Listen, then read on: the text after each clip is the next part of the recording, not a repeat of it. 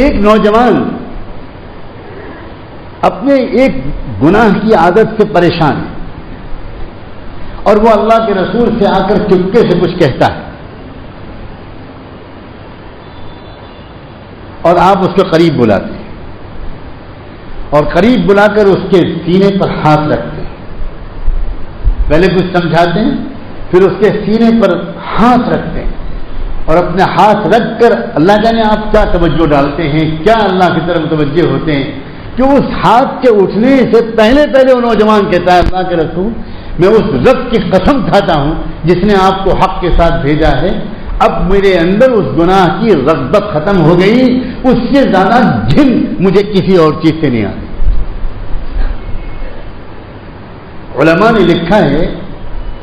کہ برس کے 20-40 سال کے مجاہدوں کے بعد کسی کو ولایت کبریٰ کا مقام ملتا ہے. ولایت کے 2 درجے ہوتے ہیں, ایک ولایت صغریٰ, ایک ولایت کبریٰ. ولایت کبریٰ کہتے ہیں اس درجے پر بندہ پہنچ جائے کہ مکروہات شرعیہ مکروہات طبعیہ بن جائے, یعنی جتنے بھی ناپسندیدہ اور کام ہیں اور گناہ ہیں ان سے انسان کو طبعی طور پر گھن آنے لگے. طبعی طور پر یہ نہیں کہ دل تو چاہتا ہے وہ گناہ کرنے کا, مگر انسان اللہ کے خوف کی وجہ سے اپنے کو روکے ہوئے ہیں. یہ درجہ ہے ولایت صغریٰ کا,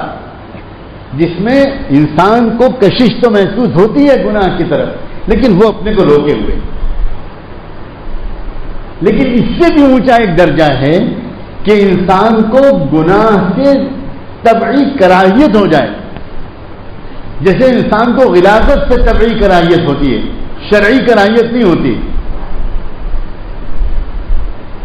بلکہ ایک کسی بھی ادنا درجے کے بھی گنہگار مسلمان کو کے سامنے اگر گوشت رکھا جائے اور اس کے کان میں چپکے سے کوئی کہہ دے کہ یہ خنزیر کا گوشت ہے تو کس قدر گھن آئے گی آدمی کو. یہ نہیں ہوگا کہ دل چاہے گا کھانے کا اور پھر وہ روکے گا اپنے آپ کو کہ بھئی یہ تو خنزیر کا ہے یہ نہیں کھا سکتا, یہ نہیں ہوگا. تو جس طرح خنزیر کے گوشت سے طبعی کراہیت ہے, صرف شرعی کراہیت نہیں ہے طبیعتوں کو, اسی طرح ہر گناہ سے طبعی کراہیت ہو جانا اس کو کہتے ہیں ولایت کبریٰ. اب غور کریں, عام حالات میں 20 سال کے مجاہدے کے بعد بھی کسی کو مل جائے تو یہ اس کی قسمت ہے. اور ادھر دیکھیں اللہ کے محبوب صلی اللہ علیہ وسلم کا تصرف کہ آپ نے اپنا ہاتھ رکھا